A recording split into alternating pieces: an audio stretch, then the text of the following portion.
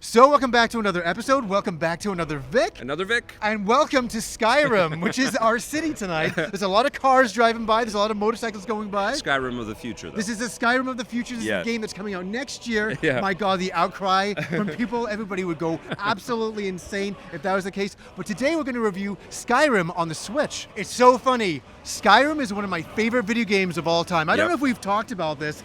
I bought the game 6 years ago on the 360. I played the ever-loving crap out of it. It was the game that I used to sit and dream about in high school. Yeah. I used to imagine my ultimate, like RPG, because I was playing a lot of Dungeons and Dragons at the time, and I'd be sitting there looking out the window, imagining this incredible world, 3D world to go and visit, all the side quests, all the amazing things you could do.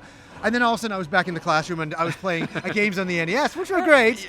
But they were all just about imagination, but it was realized, right? And it was Yeah. really, I think, a lot of game players, a lot of video game players, first real sort of introduction to open world storytelling, and it's just this mind-blowing expansiveness, and it rocked it, won all kinds of Game of the Year awards, and it deserved every accolade that it earned. It did, and I absolutely love the game there. Yeah. And then all of a sudden we come to the Switch version, and everybody wants to know about the Switch version. This is the most hyped game. It is really hyped. Well, it's just for Nintendo Switch. Yeah, the idea of having that massive universe, that huge, world to explore, all those different directions that we can go, all those different side quests and characters. We get to see them again, but we can take it anywhere that we want to.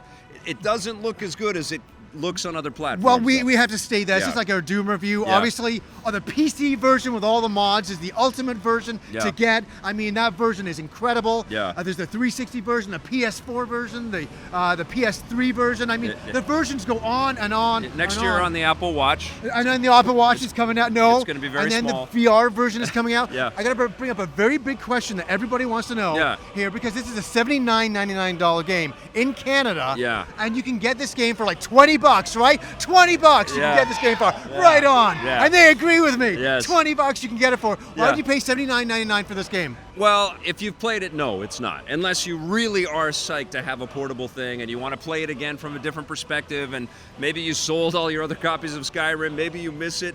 It's, such a massive game that it's worth re-exploring, and that's honestly the greatest joy that I've had. I've been moving quickly through these games for so long that I didn't ever get a chance to go back to it. It's hard to revisit games because we're just constantly going forward. And now I've got Skyrim in a capacity that I can play it on airplanes when I travel or anywhere I want to, and it's amazing, and it looks great on the little screen. But you're right, a lot of RPG fans maybe bought into video games a long time explicitly ago. for this game, Yeah. and they played it. But it has been 6 years, and as we know, new people are introduced to these consoles every time there's a generational change. There's a very big chance that there's a huge group of people out there that haven't played it. Yeah, and they want to play it, or they're Nintendo fans and they never got it before. And I think when I see this game, I'm going back to that kid when I was younger again. Yeah. When my mom would be saying to me, John, get into bed right now. And I'd be like, no, I don't want to go to bed. I'm like, okay, fine. And I go into bed, and I'm a little kid, and I can just put the covers over me, and then all of a sudden, I can be in the Skyrim world with the portable version, and that's the version that's amazing. Well, you can also bring in all your amiibos and put your Zelda costume on. You can be and run around as Link in there. That's pretty cool. You know what I mean? And the functionality is sweet. It does look good on a TV. It's certainly not going to look as shiny as the definitive stuff with all the, HDR bells and whistles, and everything of course, else. But it still looked great to me, and it's just fun to explore. And I'm happy that it's here. It's another one of these, notches on the Switch belt. On the Switch belt that just kind of shows the machine's got some legs, and it's got some versatility, and it can have mature games on it. It's funny that you say that. When I first started playing the game, and you're on the wagon, you go into the town, and all of a sudden there's the beheading, and I was like, oh my God. It's on a Nintendo machine. This is on the Switch. This is great. There needs to be more beheadings on the Nintendo Switch. I think there will be. I mean, the machine is selling really well, and all kinds of cool games keep appearing for it.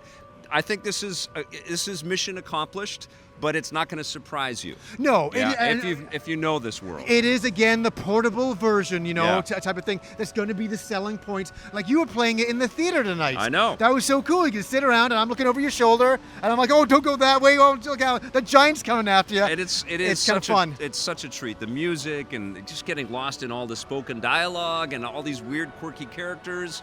Side quest, it's such an impeccable experience. It's so good. It's an incredible game. Get it wherever you can get it. But if you have the Switch and you've never played it before, I do think it's worth that full price. It's hard to justify, But though, if because you've never played it before, if you've never played it's it worth before and that you have full only a price. Switch, then Yeah. for sure. Yeah. But you can go out and get the $20 version of this game. So do that if you have options. And Yeah. play this game if you've never played it before. Yeah, try all your other options, And then. if you have played it before, play it again, because it's awesome. But if you want that portability version, Yeah. this is the version to get. Yeah. And we're going to get to that point. Yeah. What are you going to give this out of 10? I think this is marvelous, man. How can I fault it? It's a 9 out of 10. I would give it more if it Wow, was all that's- fresh, yeah, but yeah. it's an awesome game. I'm going to give it an 8 out of 10. It's a solid game, but it's Yeah. 6 years later. It's $79.99. It's a Yep. full price, very expensive. I can't completely justify it, but it is a great game. It's a great game. The portability will sell you.